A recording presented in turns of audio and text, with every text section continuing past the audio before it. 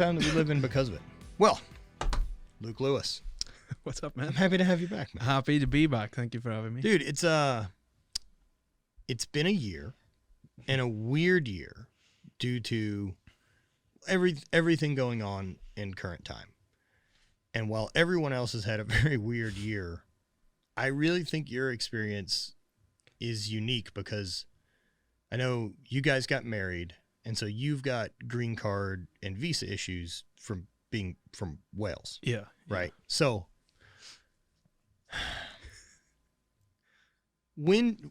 how does the visa end, and then are you expected to go home by a certain date? Like, I guess I don't know anything about how this works. So the way, when I first moved here, I did a master's degree. So I had my F1 is a student visa. And it's obviously from the start that your start date to the end date of when I graduate, plus a month.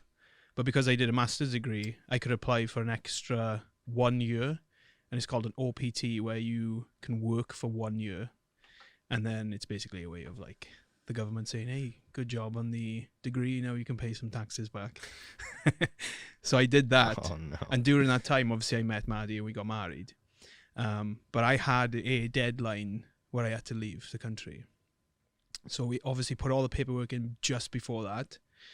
And then what is supposed to happen is during the time you wait for the green card, you're supposed to get given a work visa so that you can actually make a living, live a normal life. Yeah, which is what obviously I wanted to do. Unfortunately, I waited like 14 months for the green card meeting.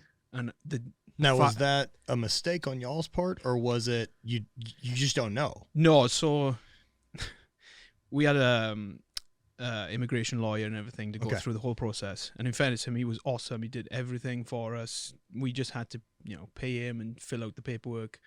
But he essentially did everything. And then at the beginning, we were like, so what, like, how long does this take? And he just starts laughing. He's like, well, the thing is, it could take 3 months, could take 6 months. It takes as long as it takes. It's basically whose ever desk the paperwork gets on, and however fast they get through it, that's when you get picked.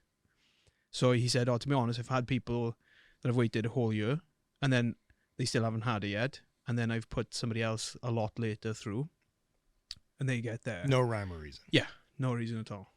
Oh, man. So essentially, you're here. So everything I've ever learned from bad movies and sitcoms is you get married, you're American. No. That's not how this works. That's what I thought it was. I fucking sure thought. As soon as basically you say I do, you guys kiss. They fucking drape you in an American flag, baptize you, and then you're with us. That's how it goes. You're allowed to work and start paying fucking taxes. That's what I thought. I was wrong. Wrong. At what point do you realize, shit, the game is up? 5 months in, I was like, fuck, where's my flag? Oh, man. So it took like 14 months until we had the meeting. And then the kick in the balls was literally like the work visa came 5 days after the green card meeting. So it's essentially worth less. So I was like, fuck, I could have done with this like 11 months ago. Right. So yeah. At that point, the green card was going to be accepted, so we just had to wait for that. Now, was there any? There wasn't ever like a if they'll accept it. Yeah, I was like, we were really unsure. Right, but is that a logical fear for like? I would feel the same way. I want to be really, really clear. At 38, and I've bought a couple houses and done some quote unquote adult things. Yeah. Every time it happens, I'm fucking amazed I'm allowed to do stuff. Yeah. I still occasionally get that way with like rental cars. That like I didn't have to fucking ask for permission from anyone to do this. I'm aware when I look in the mirror that I'm a grown up. However, when you're not looking at it, yeah, 100% child. And so what I guess what I'm getting at is like I always wait, like even like a rental car, like, oh man, they're not gonna let me. And I've done this countless times. But so like, is there an actual chance that they'll just deny it because you're married and? Yeah, like I was asking the lawyer, and he's like, to be honest, it depends on who you get, what kind of mood they're in. But is that the time issue, or could they actually say like, oh, no green card? So the time is totally like we applied and I could stay as long as it took until they decided when we were going to have the meeting. So we knew we were going to have a meeting, regardless of if you get a yes or no. So it basically was a waiting game on when you would get the actual meeting. And then when I got told, or we got told, like, this is the date of the meeting, like, it was like this wave of panic came over me, because I was thinking, like, well, I've prepared for this and this is what I'm waiting for. But now, like, oh, fuck, like, it's actually happening. And we prepared really well. I think I'm a little bit over the top with, like, making sure everything's done the right way. Of course, yeah. So I had every single piece of paperwork, every Airbnb. Are you dressed in a suit? Like, oh yeah, 100%. I had fucking American flag socks on. Man, we walked in there. I love it. I was like, I'm so prepared. I walk in, there's like people in there that are not prepared. You're singing the pledge on your way in. So I had all the like the real paperwork you needed, like the legal documents and everything. I had all that, and I printed it out for the person who was going to be interviewing us. So like I had a full binder, and you had a full binder, and then I had another big book of like pictures of me and Maddie together, and proving that like the relationship was real. I had like titles on. It was like a scrapbook, like titles of where it was, the date. There's like pictures of us together in there. Yeah. And so you made it. Fuck yeah.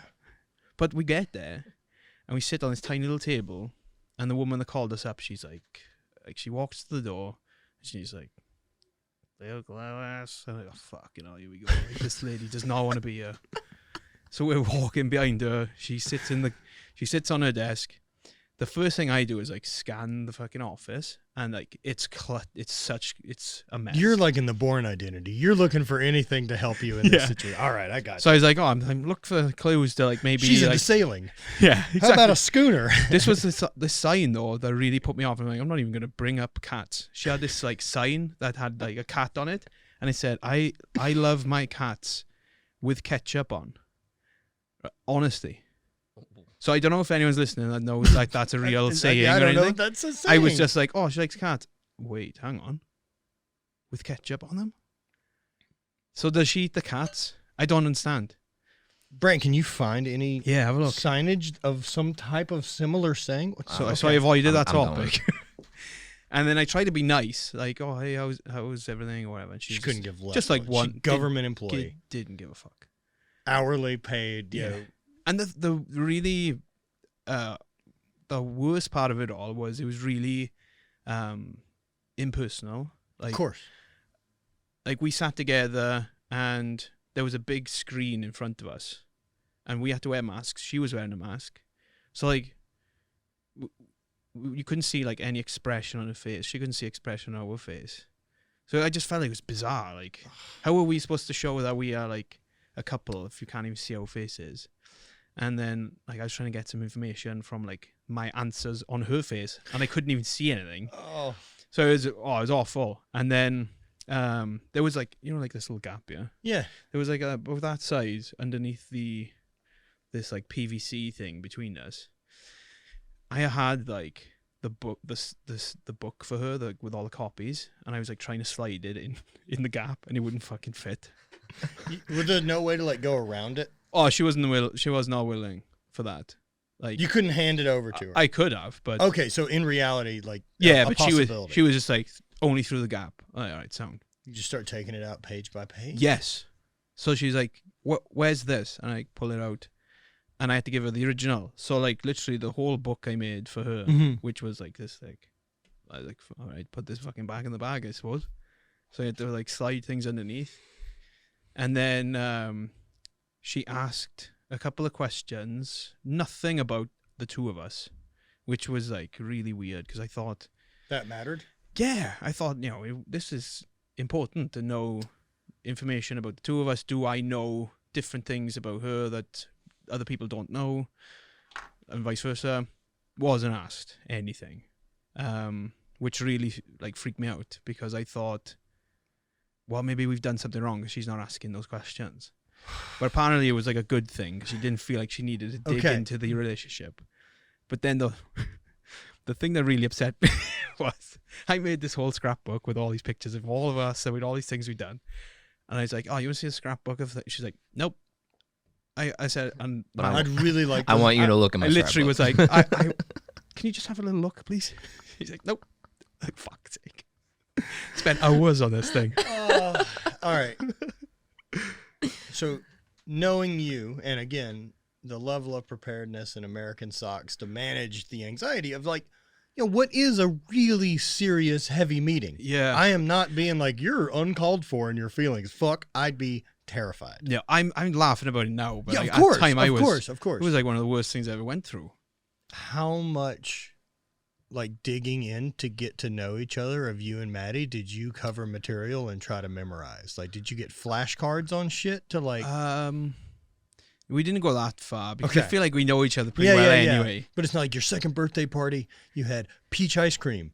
Oh, you no, hate peach he ice wasn't cream. that bad. He wasn't that bad. She's just like, what happened to me in April when I was 13? And you're like, this.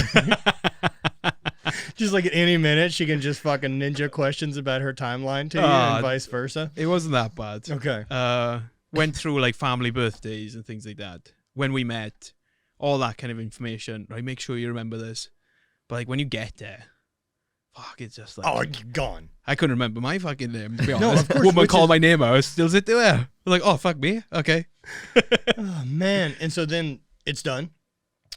Yeah, it's such an anticlimax. So we actually, unfortunately, didn't have an original copy of one thing. I had multiple copies of it, but for some reason I didn't, like the original was back in the UK or something. Sure. So, and of course, that was the only thing that she could find that was like missing. So, And it's not missing. yeah, it's there. Right, yeah, like, yeah.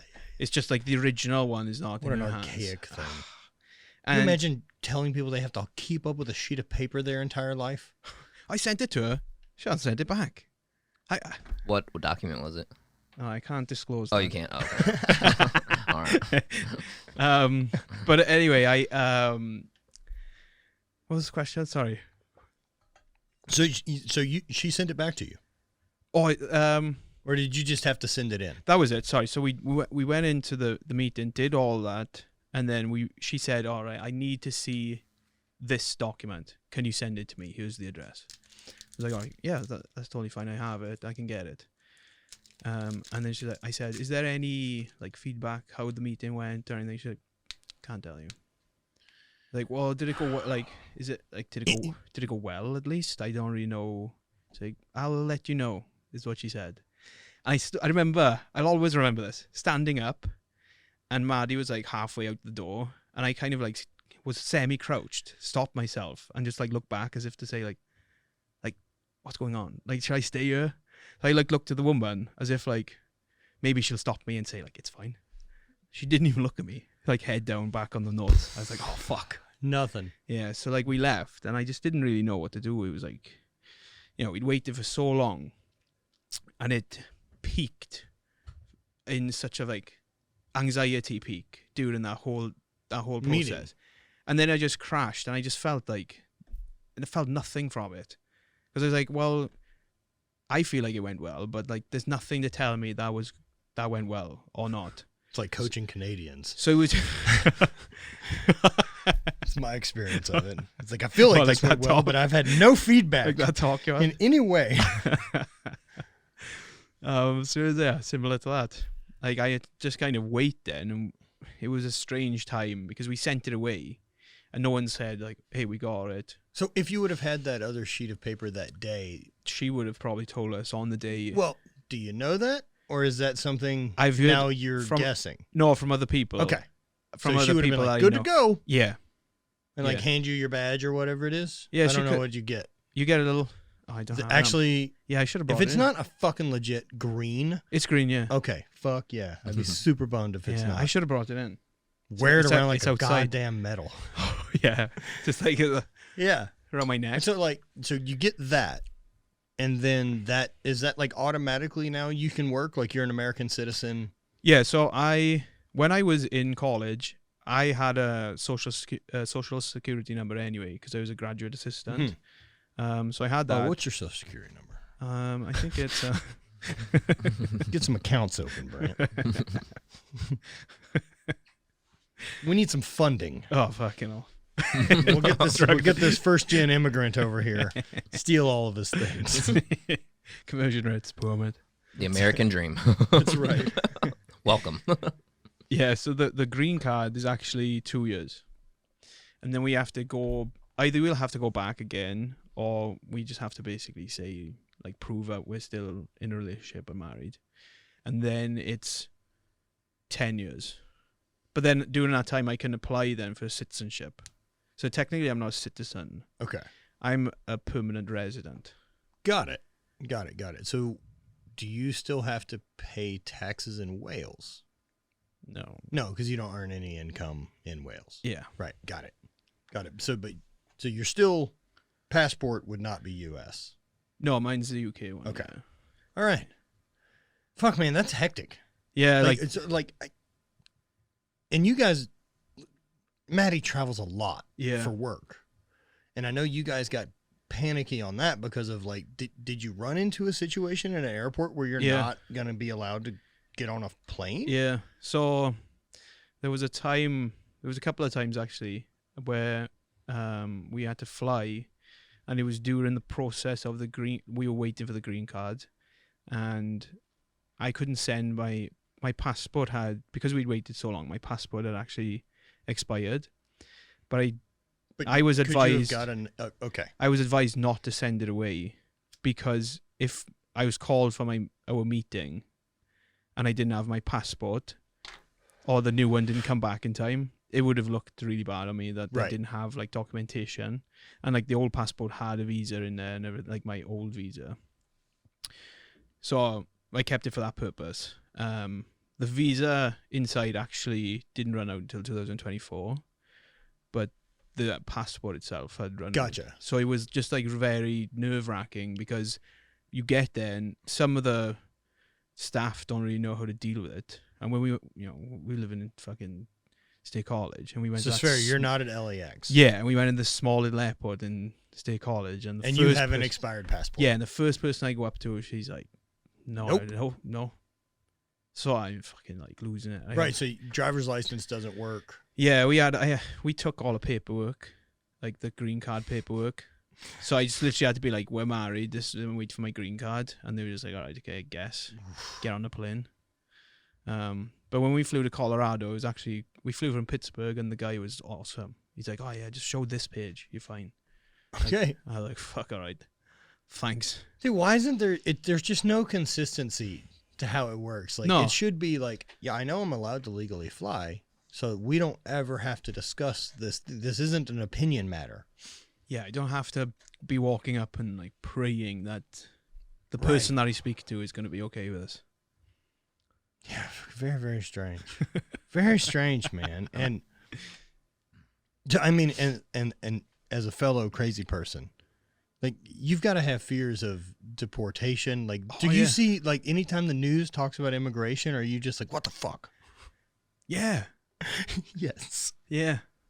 It's weird because, like, I feel like over here, people talk about immigrants and they have an image in their head what an immigrant looks like. I think they do as well. And they'll say it in front of me, like, fuck, immigrants coming in. And I'm like, yeah, man, I'm fucking one of them. Right. And like, they don't know what to say then. Because, like, I'm going through the same shit to get in. I think people think like this process is really simple. And yeah, that, it's like, really becoming an American citizen, showing up and coming into this country is really easy. Or working here without documentation. Like, you couldn't do that either. No. It's just too risky. Especially, that was the thing as well. Like, I could have easily coached online and done certain things. Or chose to. Yeah, right. Yeah, during the whole process, made money. And, I could have sat in that meeting and they could have said, let's have a look at your bank. Like, they ask for your bank details, like your bank account. And they're like, oh, where's this money coming from? What's those bank details? Yeah. And I didn't want them to, to flag something and say, well, you made X amount of money during this time.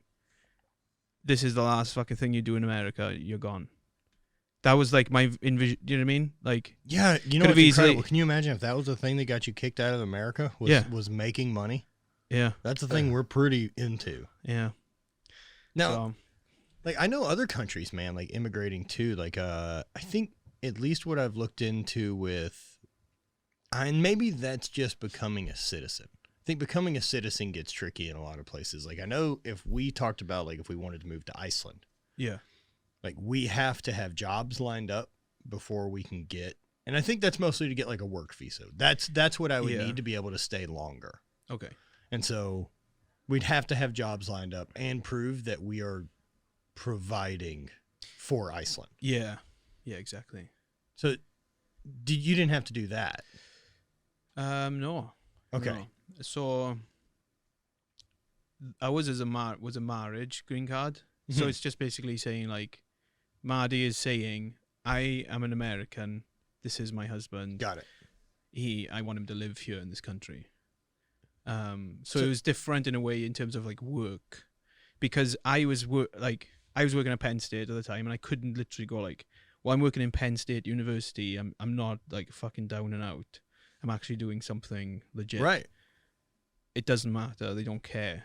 Like you still go in the same pile as somebody else. That Who's was cheating taxes. yeah. Do you know what I mean? Like somebody else that's either unemployed, not doing anything, and they're trying to get their husband in too. Like you're all treated the exact same.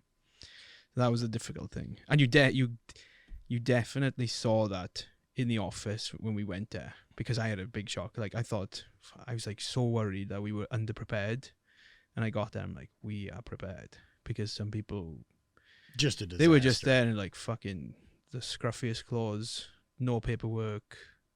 I mean, but this is a giant government building. yeah, like There couldn't be any less gives a fuck that exists on Earth than in a government building.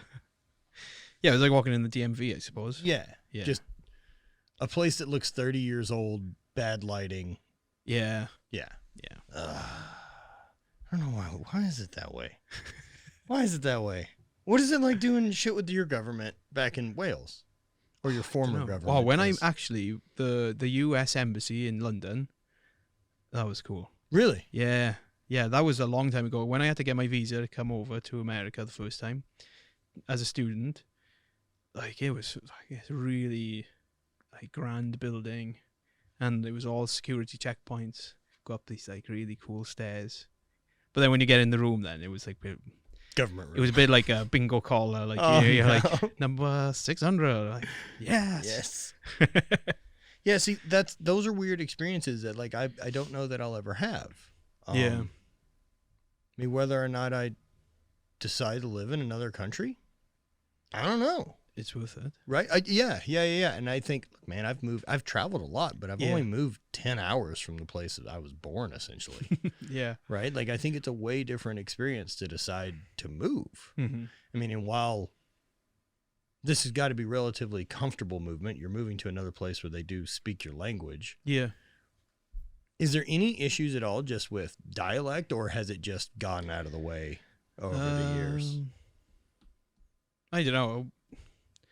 Like we use different terminology. And some pop culture stuff you miss.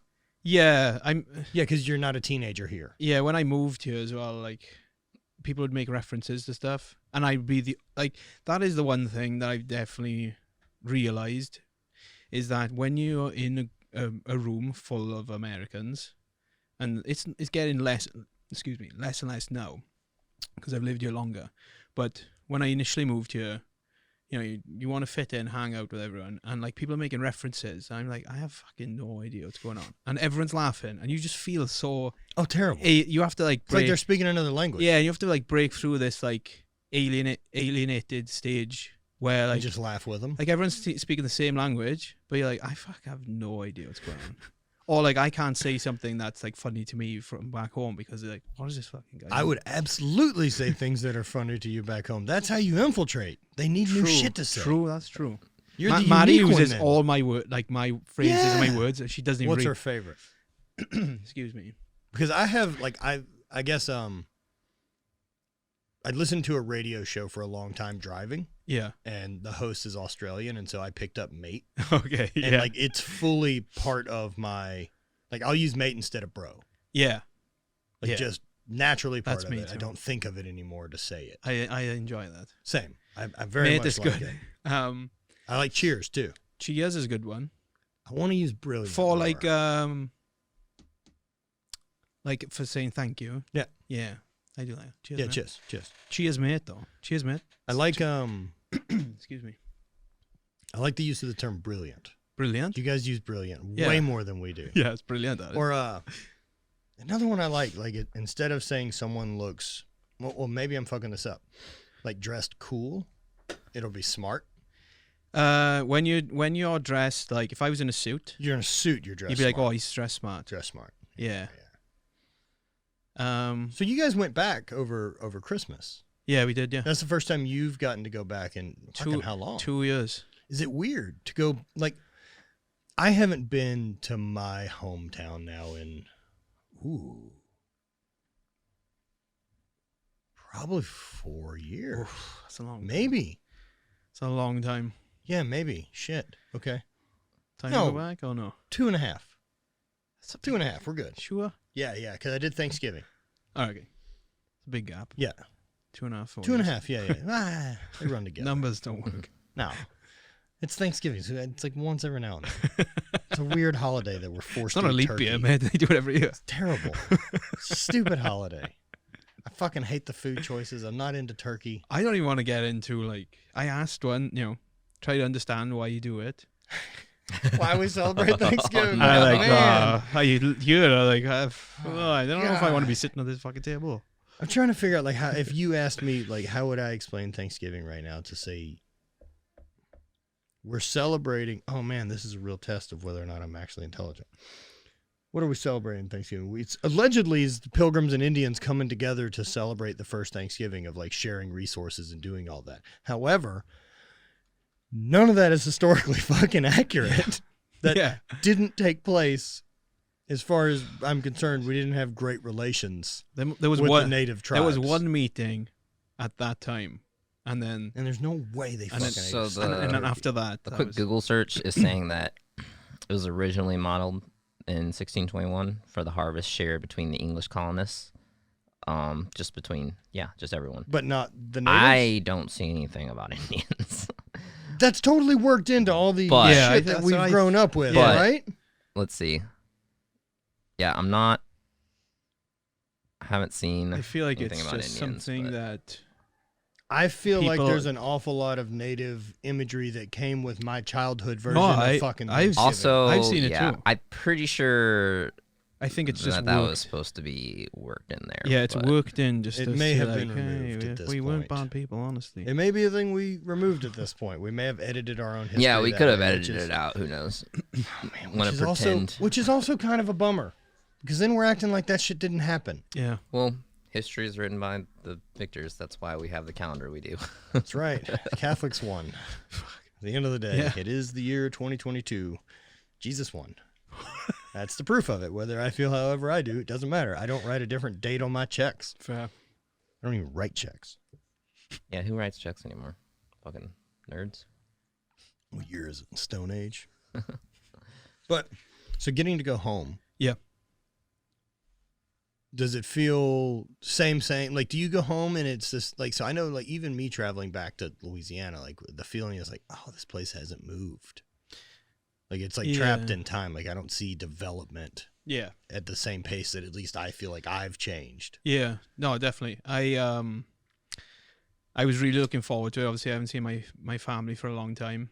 My grandparents getting a lot older now, so it was like a priority to make sure that we spent time with them. But COVID rules and regulations are a lot stricter there, so we didn't really get to do like a lot of different things.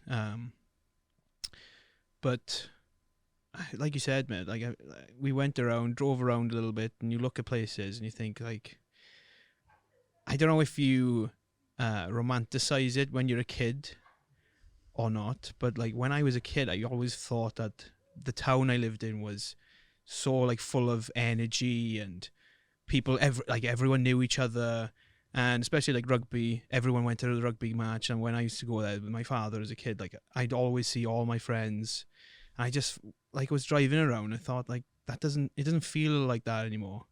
Well, do you think it doesn't feel like that? And I'm thinking about it now, my own experience too, because it does feel like that. And I think if you stay in the town you grow up in, you have that feeling. Yeah. But I don't know that you ever get that feeling if you leave or do it somewhere else. Like I think showing up somewhere else at 30, like you can build community, but it's not the same as like the kids I grew up playing sports with in like elementary school, because all of our parents had to interact with each other, and we all played sports, and we all went to the same schools. Like we saw each other a lot. And it's like, I know all their parents, I know their sisters, their brothers, because we've grown up together.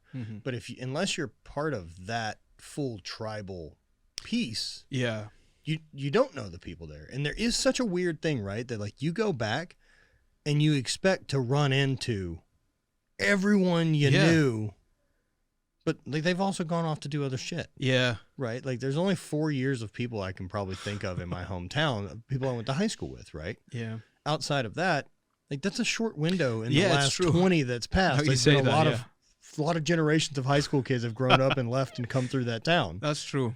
There we go. That's probably what I was trying to think of. Because I was telling Maddie, I was like, fuck, I used to like walk through here and I'd know everyone. Right. And of course I was like walking through and like, fuck, I don't know. Yeah, they're all gone too. Yeah. So, I don't know. It's just difficult to go there because it was such a lively town. And I know it's taken a decline. Yeah. Which is a shame. Because if it was used or if it was at its highest potential, it would be such a nice place. Because it's like on the coastline. But just like, again, like that was the main reason I wanted to move, was not that I didn't like living there. I just knew it was very comfortable, and opportunities just less. And there's no opportunity there unless you do this certain job, this certain job, this certain job. And without even getting into the job, all right, I can do this for 20 years and that's probably how far I'll get. Yep. You know the inline. Yeah. So, and I just thought, well, what's the other option? Something else. Which was fucking something else. Fucking crazy, I suppose. Which was like, because I was like, well, I could move somewhere else. Yeah, there's a lot of other options other than America. Yeah. Because you didn't want to go, apparently move to you weren't going to Britain. England? Yeah. No, fuck that. Britain's not the right way to say it, is it? Well, that's what I mean, though. Like, Britain, everyone thinks of England. That's why Welsh people don't like... No, because you're part of Great Britain. We don't like being called British, though. Right. Well, because you're fucking not. Because we're Welsh. Yeah, because you're not British. Well, technically we are. But also, like, when people say, like... The Venn diagram works. All of you are British, but not all the British are Welsh. Yes. Yeah. All Welsh are British. We're all British, but then if you ask somebody... Yeah, the Wales will never say British If you went up to somebody from Scotland and you're like, oh, where are you British? They're like, fuck, no, I'm Scottish. Any point where you're introducing yourself to someone else who, like, has no clue where you're from. Yeah. Will you ever say Great Britain instead of fuck yeah? I'm gonna fucking make it easier. No. And you say Wales and they're like, where the fuck's that? And you're like, over somewhere over there. No, it's usually like, I'm from Wales. And they go, oh, is that like Scotland or something? And I say, yeah, it's similar, but it's like it's further south next to England. Yeah. They go, so it's not in England? No, it's its own country. It's Wales. And it's easier to be like, it's part of Great Britain. Because people would be like, all right, cool. They don't need to know anymore. But I want them to fucking know. Yeah. It's not in England. And it's next to it. And it's its own country. Dude, there's some part I love of it's. I think it may be two things here. One, people that are from another country that come in and have like a different vibe are super proud of their home. Yeah.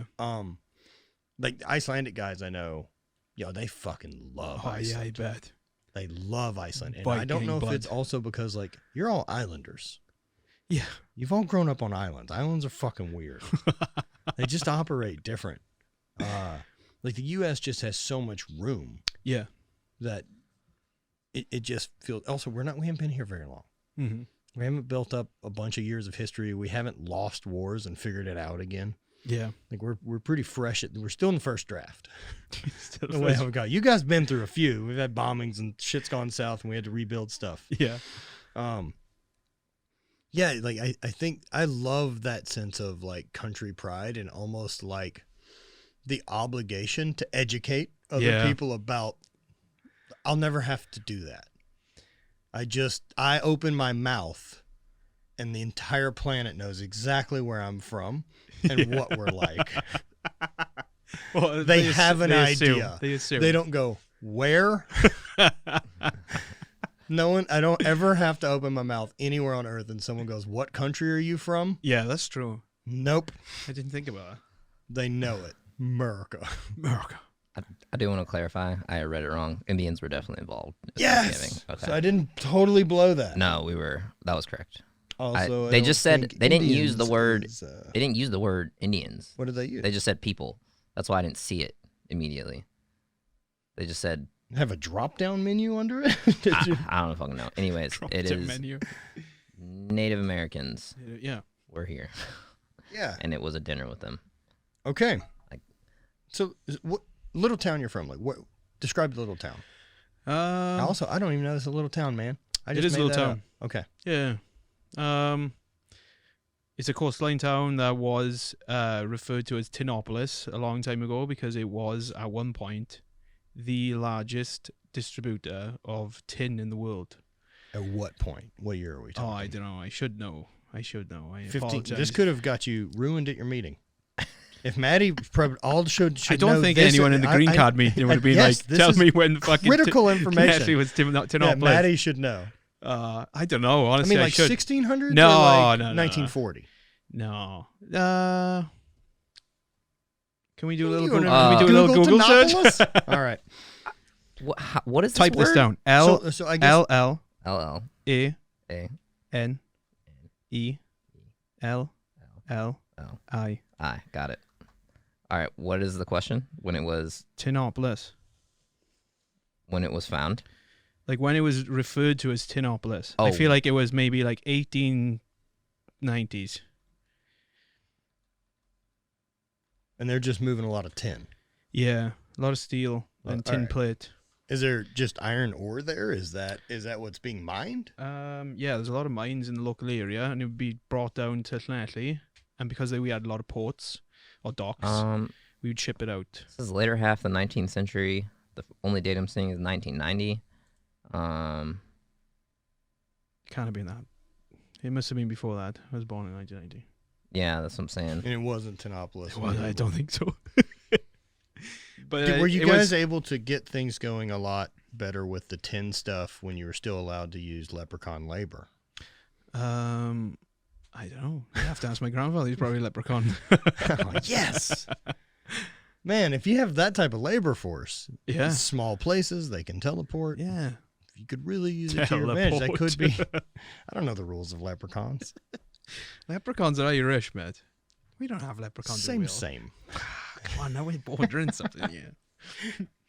Again, no one mistakes me for anyone else. At least the other people you're mistaken for are still pretty neat. Yeah, that's true. Which is of the British Isles, Oh, we're good with them. who's the worst?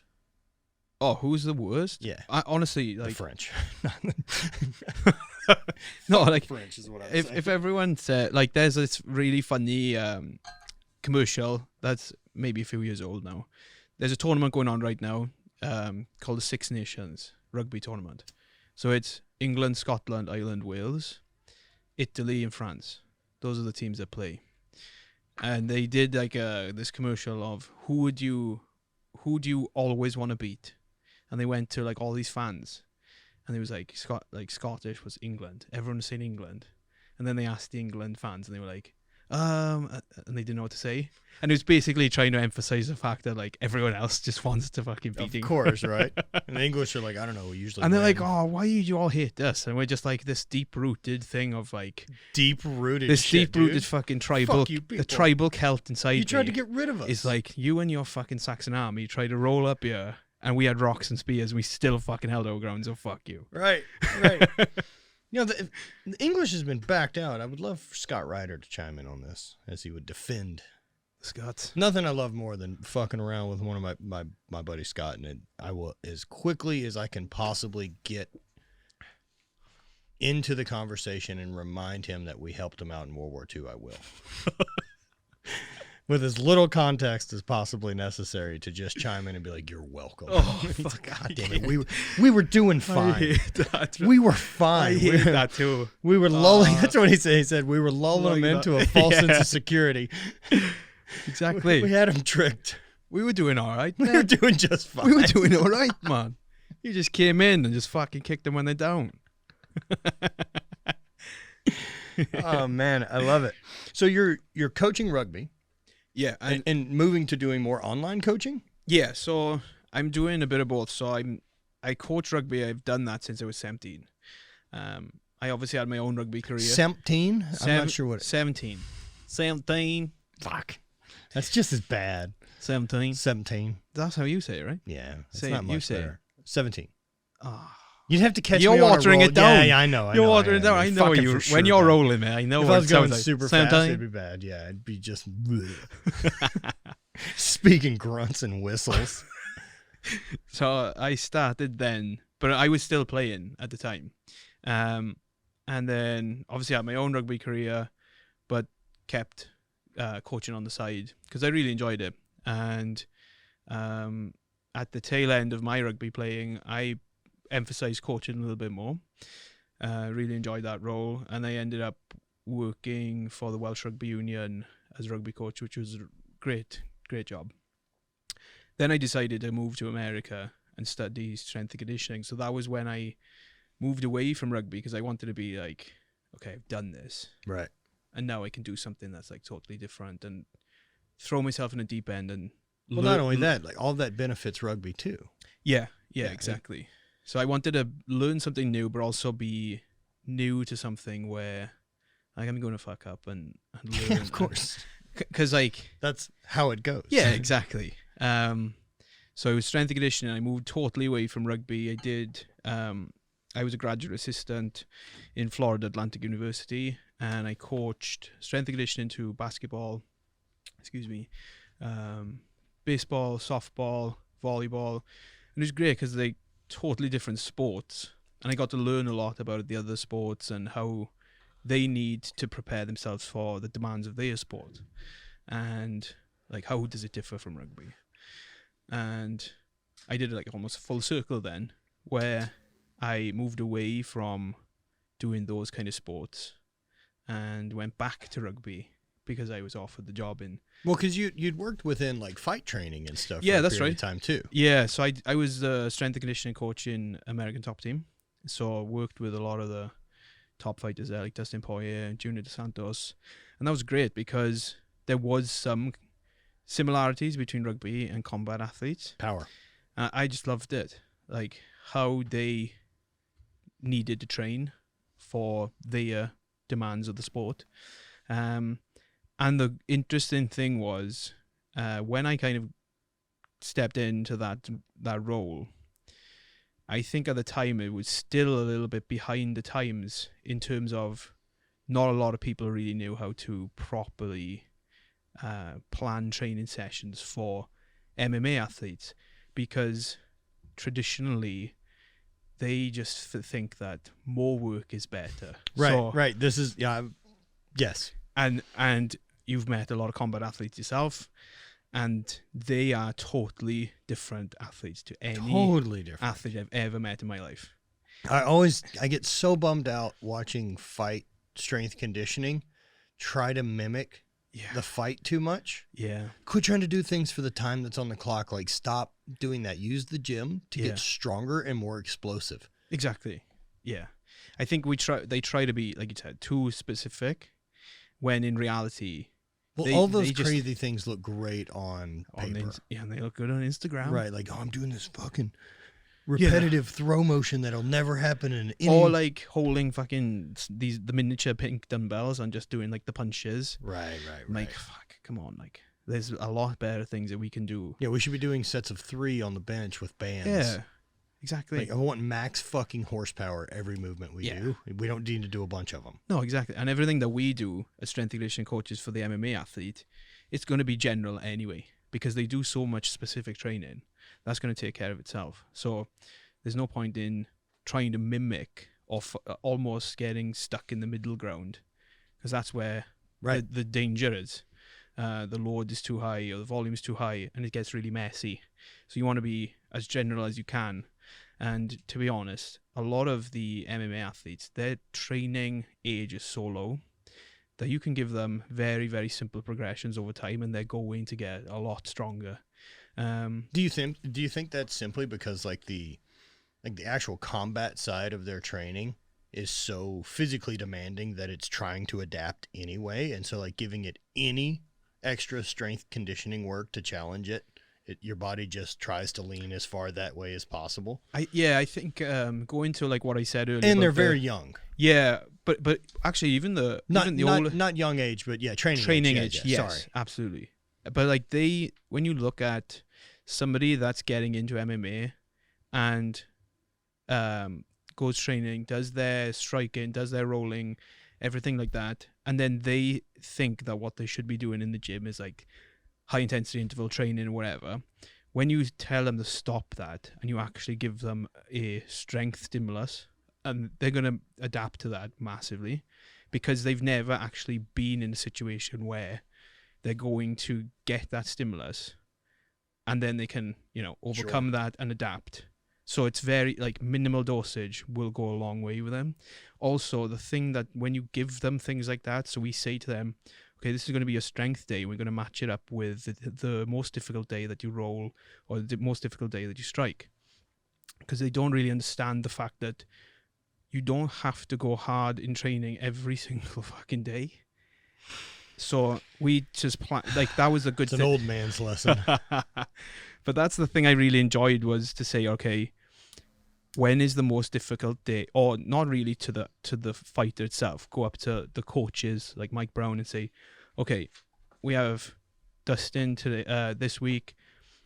When is his most difficult days? Let's line it out. Who is taking him for, I don't know, striking, his boxing, different things, and what is the most taxing, demanding, the most demanding, and then we could line up his strength day or his most taxing strength day with that, because if he does that on one day, that's his high day.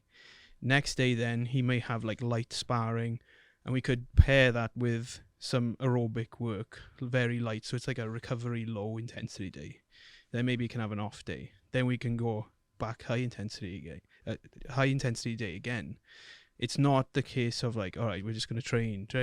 No. Right. Like, there's you almost no have adaptation going on. I mean, you almost have to do a West Side approach to it, where you're just attacking a lot of different things. Where so, I mean, this week the hard day is going to be our sparring day. Next week the hard day will be maybe our strength conditioning day. The following week, the hard day is going to be our jiu-jitsu day. But I'm still sparring, strength conditioning, and doing the other stuff during the week. Yes. They're just at a less intense. So each one's kind of undulating. Absolutely. Yeah. So it's not like you just, like you said, we're not trying to peak on sparring everything every week at the same time. And then everything else gets thrown away. Right. Also, the really interesting thing was you get somebody in, do the movement screening, look at their past fights. Why do they lose? What are they weak at? And then when they're out of the camp, you can really focus on the weaknesses, and then when they're in camp, you just think, right, this is what you're good at. Let's do that. This is how you're gonna fucking win the fight, and this is how we can help you get in that position to win the fight. And so that to me sounds like let's just say off season I'm addressing weakness. In season I'm addressing strength. Strengths, yeah. Do you think that that's a pretty common approach for camps? Because I could also see like, we got to get better at boxing because we're shit at boxing. Yeah. Instead of being like, you're a grappler, let's get really good on grappling. Let's just get great at tank downs. Fuck trying to box this guy. I think the skill training may differ in what they want from the actual athlete, because obviously it depends on the game plan and things like that. So, excuse me. But in terms of our job as a strength and conditioning coach, obviously whatever we do is supplemental. So if the coach wants, okay, this is the approach we want for the next fight. We want to be high intensity. We want to keep it. For example, he wants to take him down, and we're just gonna really like dog this guy. And you have to match that. Like, there's no point in actually training somebody to have strengths that are not going to coincide with the game plan, if that makes sense. No, that it totally does, man. I'm now just realizing how gnarly like professional fight camp training is, and putting it together, and then like looking at the difference in week to week, and then strategizing like, look, this, not this week to week, but like, who we're fighting next is a really good wrestler. So we've either got to focus on, and we're not a good wrestler. So this fight, we have to focus on these things. Yeah. And all there has to be. And then that could change completely for the next fight. And like the same fighter is showing up as a different fighter every fight. Yeah. Because like you said, their strengths could become stronger.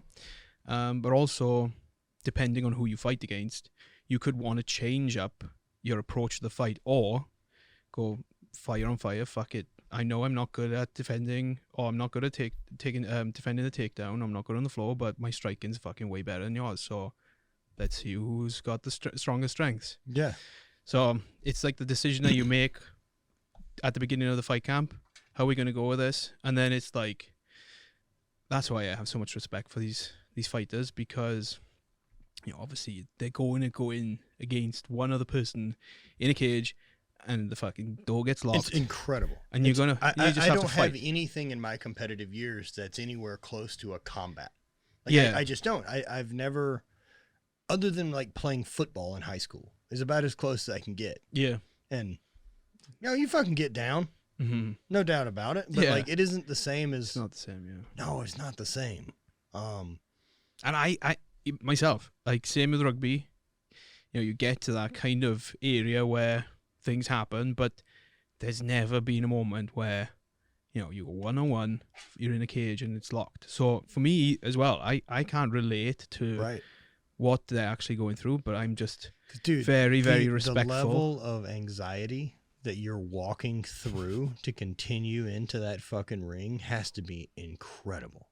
Yeah. And in sports, in great moments of sports, like, and fuck, man, at least you've come from contact sports. Yeah. Because I realize, like, most women don't grow up with this. Yeah. Right. So Bonnie's experience of stuff in life, like Brant, we all talked about it one day, and it was like, she has no concept of what it's like to remove a person from a space. Yeah. Like, to run as hard as you can through another person who maybe didn't see you quite coming. It's the fucking greatest thing on earth. I was actually having a conversation with Maddie about this yesterday. It's the greatest thing on earth. I was sitting in the car and I was like, fuck.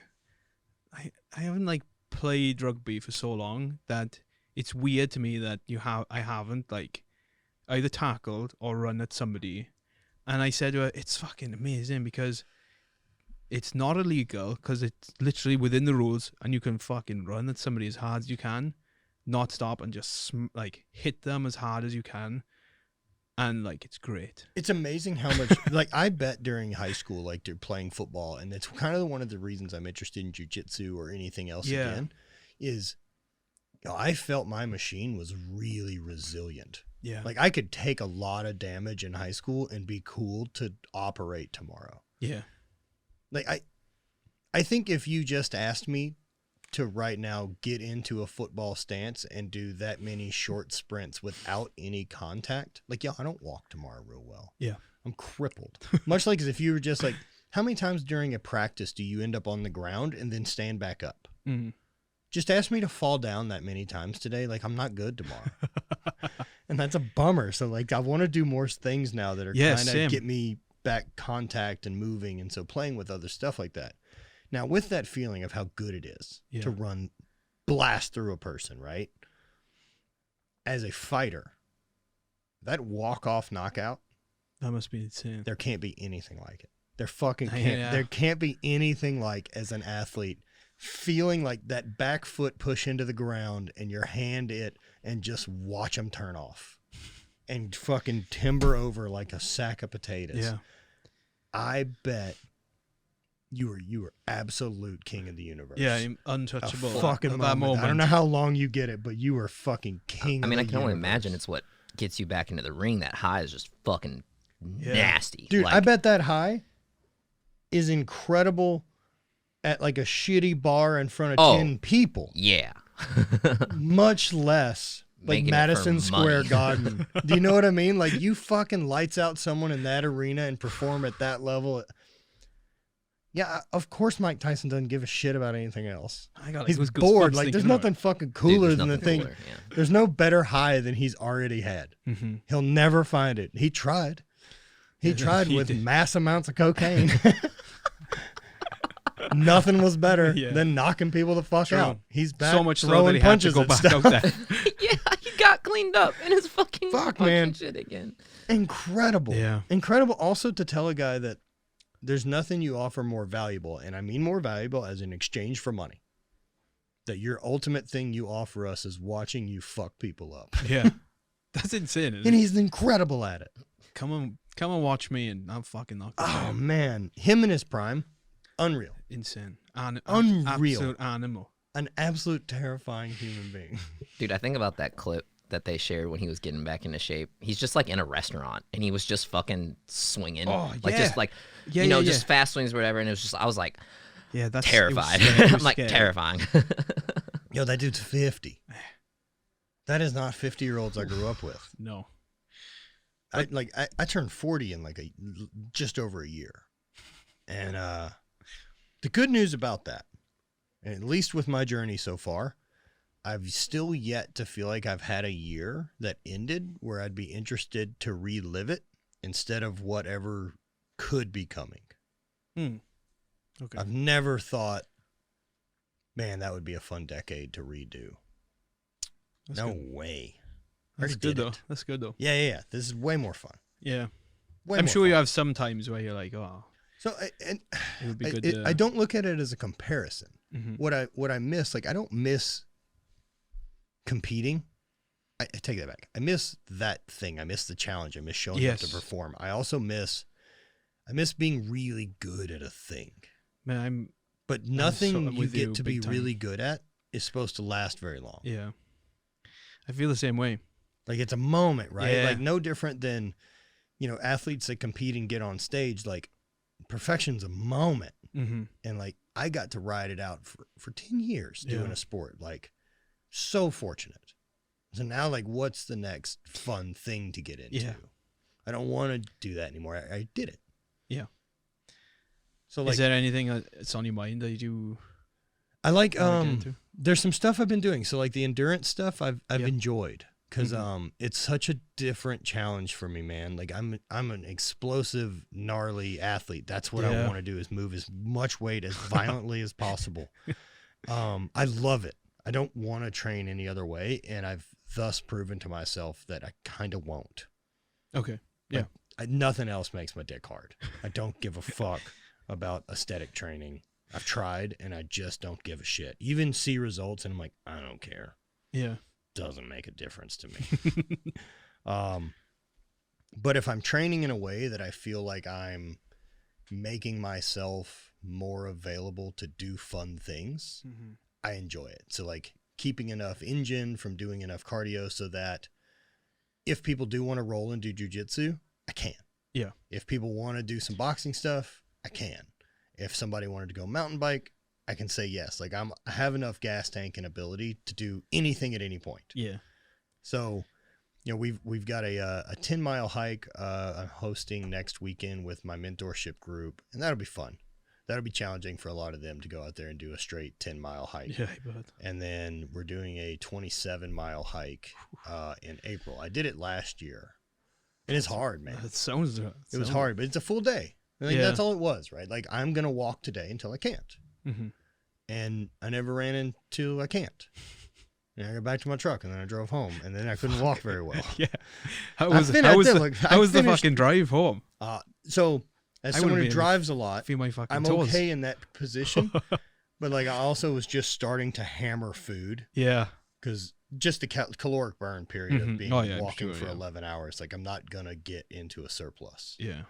Yeah, no. And so, hammering food and just trying to get salt water in me because water got sketchy on the back half. Oh, really? Yeah, I fucked up. All my fault. Plenty of water available, but my Sawyer straw, like my filter, I fucked it up. Lesson learned, though. Lesson learned. Yeah. Won't let that happen again. Next time. Nah, dead it. Got her, this bitch. Gallons on your back when you fucking walk in this next one. Yeah. Oh, yeah. Yeah. And so I did it. I'd planned on doing it like in 2 days, like overnighting it one night by myself and then finishing the next day. And I just ended up walking the whole thing. Fuck. And so I've invited a bunch of people to come up April 9th and join me if they want to. Wow. I'm not hosting this here in town. Oh, really? Yeah, about an hour away. Oh, cool. Yeah, so it's a loop. I'm start at 6 a.m. and there you go. I'll be done sometime that evening. This time, April next year. April this year, yeah. April in a couple months. Oh. Yeah. If the legs go for me, I'll show up. Hey, man. Well, you got something to train for. Yeah, exactly. That's it. And so, I did it last year because I was training to do that run on the trail run I did out in Bryce Canyon. Mm-hmm.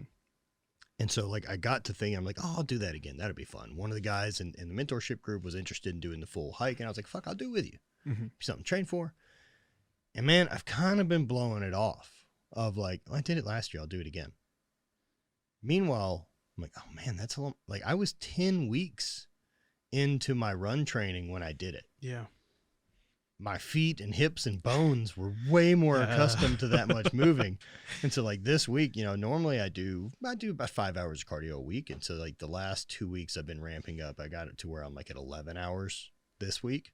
Mm-hmm. And so I need to keep getting more. I just need to know that there's gas tank. Yeah. I need to know my bones won't feel shit at hour 8. Yeah. The musculature I can deal with. Soft tissue is not a problem, but I have the ligaments are fucking giving up. Trashed. Yeah. There's a bunch of fake parts in there. There's part robot. Yeah. Fuck, man. Dude, I'm stoked that you figured it all out. Well, figuring it out. That's all anyone's doing. But what I mean is you haven't yet run into a problem you didn't solve. Yeah, that's true. Do you know what I mean? Yeah. So take confidence in that. Yeah, thanks. So think about that. Because you want to do cool shit, mm-hmm. that path is laid with problems. Yeah, that's true. But you've figured out everyone thus far. Yeah. So you'll figure those out too. Mm-hmm. Yeah. Have confidence in it. The stuff you've figured out already, most people aren't willing to do. Yeah, that's very true. When we were talking about the small things about going to get my visa and everything the first time, that seems like a lifetime ago, and I wasn't as confident in myself as I am now. I probably was way more naive that I am now. Not that I'm not naive now, but less. And I think back and I'm like, fuck, I can't believe I actually did that. Went to London, did everything, went through the whole process of applying. That was fucking that's serious stuff. When think about, I think back on some of those stages now and I'm like, fucking good work, dude. Yeah. Wouldn't you decided? Yeah. Cool. Exactly. Yeah, exactly. So I was thinking when we were talking about it, I was like, fucking hell, good for that guy. Yeah, man. Exactly right. So I want to, get to a stage again in 5 years' time where I'm looking back at this person now and being like, yeah, good for you that he did this. Because I never thought I'd be doing podcasts and things like this. Sure. This is cool. That feeling of what you just said, that you'll be looking back and feeling good for that guy. I think about that the same way, and the way I talk about it is my goal is, because people ask that what would you tell you 5 years ago? Yeah. And instead I don't have any interest. That guy's way back there. He's not predicting any of this. Yeah. So what he's done's fine. It got us here. Mm-hmm. And so if that's true, right? That whatever he did still got us here, and here's awesome. Yeah. I'm trying to give that guy ahead of me as awesome an opportunity to do as much cool shit as he can. That's the goal today, is build whatever I can that gives that guy as much opportunity as possible. Yeah, exactly. I think that's cool about everything that you do in the training. Because if you weren't doing that, then, Yeah, I hate it. in like 5, I don't 10 years enjoy time, you training could be outside in of that. you could be in a lot of pain. Yeah, and now that's that's the just only way becomes it the was norm. continuing to go. Yeah. Right. And so, dude, it sucks. Like I like training the way I like to train, and what I ended up having to land on that was, do I think strength training is important for everyone? Yes. Mhm. Am I someone who's benefited wildly from strength training? Yes. Am I only going to do it if it meets my fucking criteria? And I'm like, fuck, man, that sounds like a dick thing to do. And I was like, I'll fucking work out. I'll be consistent, and I'll consistently do it because it matters. Yeah. Even if I don't have a goal at hand, the goal is just challenge the body today. Yeah. Even if it's that, do something hard, get out of breath on purpose. Mm-hmm. Like tap some red line Yeah. Get something. something that you can adapt Yeah, to. do enough air squats today that your legs burned for a while, and then do something else. Like I don't even care what the structure is at this point. Yeah. Well, go on. The really hard thing that I've had to finally fucking admit is how the diet thing is all like, whether weight gain, weight loss, body shape, it's all kitchen. I've wanted it to be drugs. I've wanted, dude, fuck me. If there's a way that I could eat more fucking cookies and be shredded, I'll take that. Believe me, I am on the hunt. If that drug exists, send them. Well, I ain't fucking found there's a it. way. I mean, You we just just have pour to all of our resources. Put into it down. To be honest, same thing for me. I was going through, a weird or mindset with, now that I don't play rugby, like I don't have anything to train for. And like you said, I would train like for the aesthetics, I suppose. Sure. But I was like, fuck, this is boring to me. It's fucking boring. And like the strength training is not like, it's not really where it used to be, because my fucking body is falling apart from like so many years playing rugby. But it's getting there. I'm getting back. Like obviously I had that injury with sciatica and everything, which was ridiculous. And now I'm back moving again. It's nice to train again. So I have like small goals. But like you said about the diet, I know that I could plan a good diet for myself. But it's like if somebody else gives it to you, it's that thought process of like, well, somebody put time and energy into it, and now I don't want to let that person down as well. See, it's taken me a hard time to like really acknowledge that I don't have it. Oh, really? Like I've never had a consistent coach. So if somebody else Ever. give it to you though, would you feel Probably wouldn't give a shit. no? No. Oh, fuck. Even if I paid for it. Even if I fucking paid them for even it, if I'm we not sure I even would if give we a fuck. somehow worked out the I would macros somehow where not you would do it. have Yeah, it like wouldn't fucking fucking 10 matter. cookies a day. No. You're a fucking asshole. Like I'm aware. Yeah, I'm aware. I know that won't work for me. I have to fucking outsmart this machine to make him weigh less. But you're on the right track, man. You've done something It's right. Yeah. It's working. I just like none of that, like even training or any of that. When people are like, "Oh, I hired a coach and I've done that," I have mentors, but I've never had anyone who like I've never paid someone for diet advice. I worked with Hybrid for a bit, and then after 3 weeks of this is making progress, I got it. I never do another check-in because it's going the right way. I don't know. I should check in when there's a problem. I don't need any more input until there's a new thing to change. And if I'm not going to do it, I don't need to tell you about it every week. You don't want to hear that. So either fucking do it or don't. There's not a middle ground to me of like accountability. That's fair enough. Either I'm interested Yeah. or I don't fucking care. But also it's like I probably can't pay you to make me care. Yeah. It probably won't ties work for into me. a bit of like, black or white. When you're never like kind of the person who wants to go down the middle, I suppose. Like, so if you're in control of it and you know, like, this works.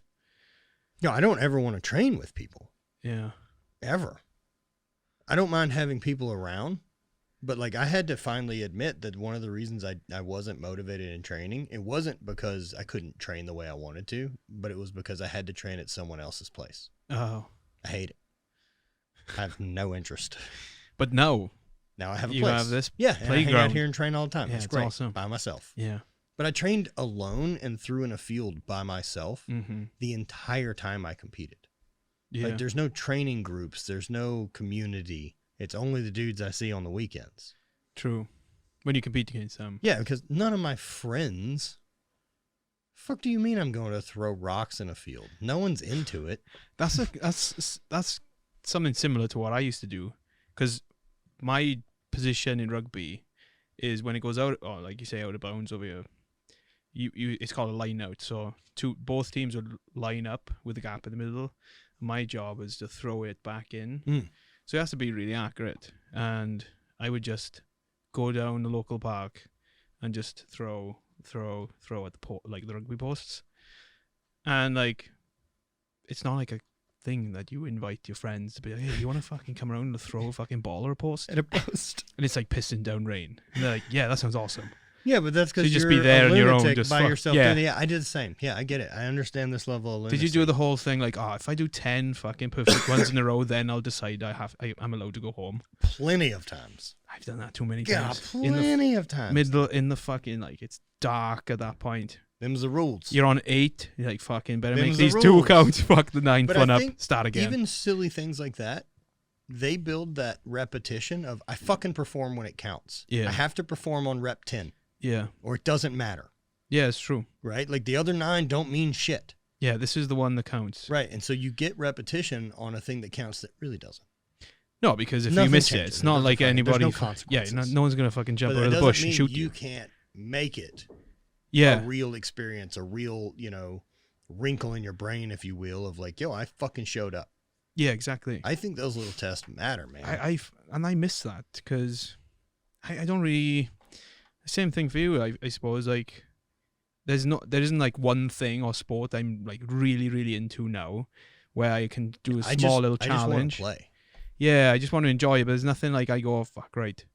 I know I need to get good at this because I want to be really, really good at it. So if it has to be 10 perfect reps, that's it.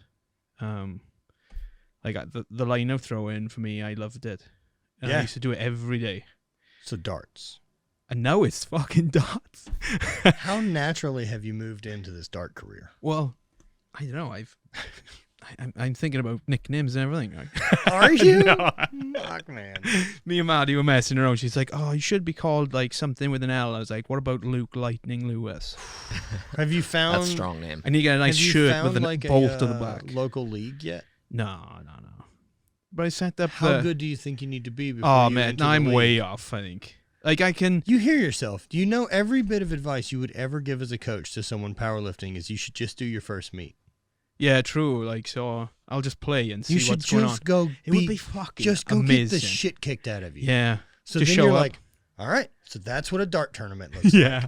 Because otherwise, like you get really good at darts, but you don't even understand the You're in- tournament. You set yourself up for You're just in failure. the fucking basement yeah, on your own. get good at both of them, and at least that way you know that like powerlifting, we're just in a Days Inn, like we're at a fucking hotel's banquet room. All right, The it's less dart- exciting than I don't expected. understand why they're held there. The But darts they're is big good though. You're in open a rooms you're with in the curtains. fucking pub somewhere. yes. The curtains really tie it all together. There aren't any other big open rooms that exist. Can't rent a single one, Brant. I, Not in this economy. But in the darts tournament, it's got to be in a pub, isn't it? So you can have a couple of pints and stuff. So. When they host them on like the World Dart Championships, Oh, which yeah. I'm sure you've gotten into. Have you seen that? Of course. Do they have a fake pub on stage to dress it up? Yeah, they have a fake barman that they cut to, and he's like, "No, I'm joking." But it's like very professional setup, stage. There's fucking thousands of people watching. So you've gotten. How deep are you? Oh, I just fuck around. Like I bought a professional board. Okay. What do you mean by professional? It's board? not like like this, like Okay. plywood in the back. It's like layers of cork. It's like this thick. And then like some of the cheaper ones you can buy. Do you have like full cabinet on it, or No. do you just hang in the circle? No, I just like screwed it into the wall. But some of the cheap ones you can get, they like staple the metal on. No, not for me. I don't want to hit fucking staples and not get it in the right bed. Okay. You know what I'm talking about? Get those out of there. Yeah, I know. I understand the difference. Subtle difference, but big difference. Oh, so I got a professional one. and I got like Your dartboard won't be holding you back. No, if it's anything, it's all me. Right on. I'm 100% behind this Yeah. mentality of buying shit. Yeah. Clearly, this place. It wasn't like I broke the bank. It's to not buy a like I fucking can piece ever of be like, cork. our podcast isn't doing great because the studio sucks. I'm like, nope. No one wants to hear the shit out of your mouth. That's the answer. Studio's not the problem. It's not the camera angles. It's this old dumb thing. Yeah, there he was. Yeah. No, I'm. You got your own darts? Yeah, I bought a set of darts. What have you learned as a dart preference? That's the thing, man. I just go down there. If I'm working, I'm just using it as like a break. Yeah. So I'm working, and if I hit the wall, I'm like, fuck, I need to like do something else. And that was like where rugby came in for me. If I hit a wall on something, I would just go down the field and play or like, throw or whatever. So I just go down the basement, throw a couple of darts, think things through. I'm not really thinking about my technique and being like, fuck, you know. Not yet. Okay, so you're not holds it super like getting this. ready for darts. No. You're just getting early reps in. You're building I'm a just foundation. building reps, man. I'm just building the triceps I up and just gotcha. being like, you know, I need to get the fucking endurance in these triceps. So I just throw a couple of darts, have a little think, and then I go back up and crack on with work again. But I've never I'm not at the stage yet where you watch a YouTube video and be like, right, where's my fingers now? I need to hold it like this, and then and copy somebody. I'm not at that stage yet. Anytime I've ever played darts, my brain immediately goes to that like I'm some type of lunatic. What? What do you I'm mean? like just fucking exactly the same. Like I immediately try to switch into really? doing it, like trying to feel every little thing. Overcompensate things then. God, a ton. Yeah. And when I would just fucking throw it at the wall, you moron, you're not good at darts. Like, why are you acting this way? Just fucking. Yeah, I can Let it rip. definitely. I do that too. I'm like, oh, that was a good one. Now I'll have to replicate this, and then it's fucking like way off. Now in pubs in Wales, do you guys have weird arcade games? Like they're like almost betting machines. Oh but yeah, gamblers. I don't understand The any of the. gamblers. I've played a couple. Technically, I've put money in a few. Yeah, I don't feel like I'm ever really part of what's happening. yeah. That's like a different world. Like Okay. there's always like one person in your group that's fucking like Gets it? the man, and like you're playing, and they're just like in the background, like, oh, I'll fucking press that button, man. I'm like, what? Yeah. There's no rhyme or reason to any of it. Well, it's like it's a random spin. You put money in, press the spin, and it spins. And obviously, like you have to match certain things up, like cherries or sevens and things like that. But then you win things like nudges, which is like basically each roll that comes down, you can press it and it'll move down a spot, and then you can potentially win points by matching different things. What would up. you like a pub arcade? What would you call it? Gambler, we call it. Brant, look at one of these and realize. Try to fucking understand any concept of what the rules are. Just looking at this layout. Because like called when we were gambler. kids, there used to be a place with just arcade games, and there was always one boy in there, like proper, like when we would call them townies, like they lived in town, like Yeah. like you know, one of those fucking kids, like. Oh yeah. And he'd always be in there, and like we'd go in, put some money in the gambler, and he'd be right behind us. Hey, give me £2, I'll win you fucking jackpot. And I'm like, all right, mate, whatever. And he just like press a few buttons. Out comes like £15. Like, here, I'm it. And that's all he did all day. It's great. That was his Fair job. play to him. That was his job. Fucking great work, He was bro. like 15. I appreciate him, hustler. Good for him. What do you think he's up to? Smack there in his head, probably. I bet he's probably doing great. He had a big ambition at a young age. I just hope he didn't get into drugs early, because that's one of the only great ways to make money before you're of normal I age. can guarantee You think he probably he's on the ladder. He was probably at that point fucking back then. Oh no, poor guy. He was man. He was gonna be the Bobby Fischer of gambler machines. He wasn't going to be like, you know, some entrepreneur of the year, I don't think. No, these weren't his two options. Those weren't He's probably still there. the right and left on the road he chose weren't entrepreneur of the year or world's best gambling machine No. at 15. No. The bus, his bus stopped fucking back there, I think. Luke Lewis, it's been a joy. Oh, I got to pee real bad. Where can everyone find out your stuff? Predominantly Instagram I run on, so Lukey Lou too. Yeah. I know you're building up a website. Yeah, I'm starting my website, so I'm enjoying doing that. Obviously I'm doing a lot of coaching online. Some of it's rugby, predominantly it's strength and conditioning, not just for rugby though. I do combat athletes, various athletes.